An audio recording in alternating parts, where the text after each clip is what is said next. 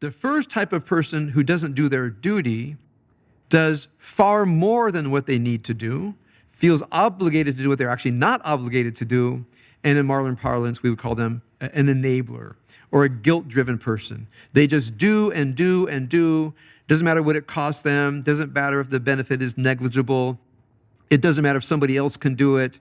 It doesn't matter if they really can't figure out why they got to do it, right? Just the instinct is go do it.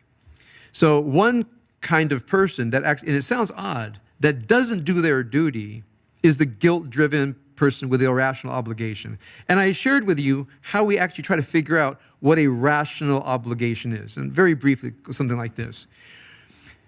Is the cost to you roughly the benefit that you're doing? Which means if you're doing something that costs you a lot and there's very little benefit to the recipient of your deed, you should question it.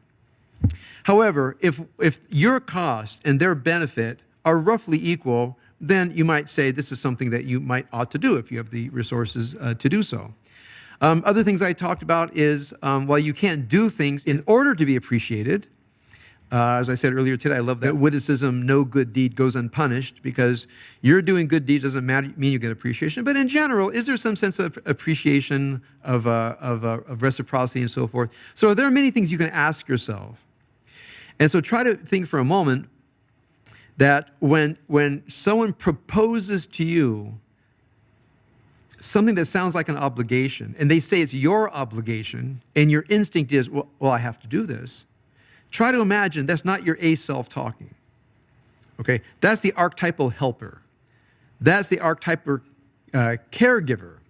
And if you are actually giving care, and that's your job, that's what you're supposed to do, that's just where you're at in your life, well, then that's great.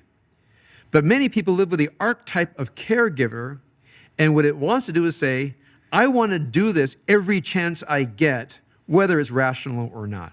You just have a very bossy archetype who likes to take over and oftentimes creates havoc. But everybody knows about the phenomenon of the enabler. And when we say to enabler, look, it's not just that you're not doing any good.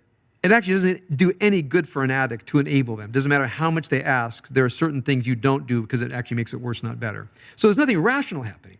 It's just, you might say, an ego state or an archetypal self that's come forward.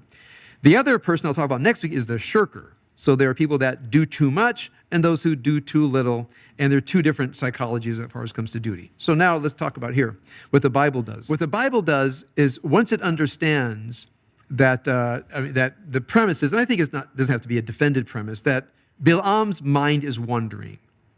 He knows what he's supposed to do, but there's some force in him that causes him to forget. By the way, biblical Judaism and the rabbis say the main reason we do not good things is because we forget who we are and where we are. And that's why we have the mitzvah of tzitzit. It says very clearly, Lema'an tizkiru, so you'll remember. So the Bible assumes when it counts, you'll probably forget who you are and what you're supposed to be doing. Something else is going to drive you. However, if you look at the tzitzit, you say, oh, okay, now I remember who I am, my deeper identity, I remember what I'm supposed to be doing. Okay?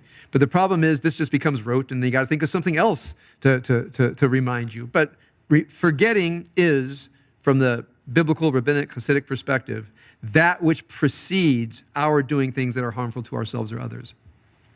In any case, this is what's happening to him.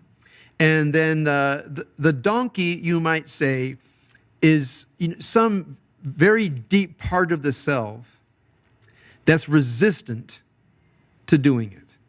Now, here's an interesting thing. Many people who live basically good lives really do have an inner resistance to doing something wrong, right? But sometimes you're so overcome with emotion that there's really a fight inside. So what you want to do is go down this path, and some just deep, stubborn, good part of you is fighting. You have an inner fight. So think of the donkey as saying, we're not going to go down that road because your intention is not good. We're going to stop this path until you straighten your intention out. Now, behind that, of course, is the angel of the divine, which I think stands for, you might say, the higher self. So when your higher self can't save you, let your donkey save you, okay? And I mean that very sincerely and very deeply. When you're in a state of emotional distress, your higher self will not show up in time. Almost guarantee you.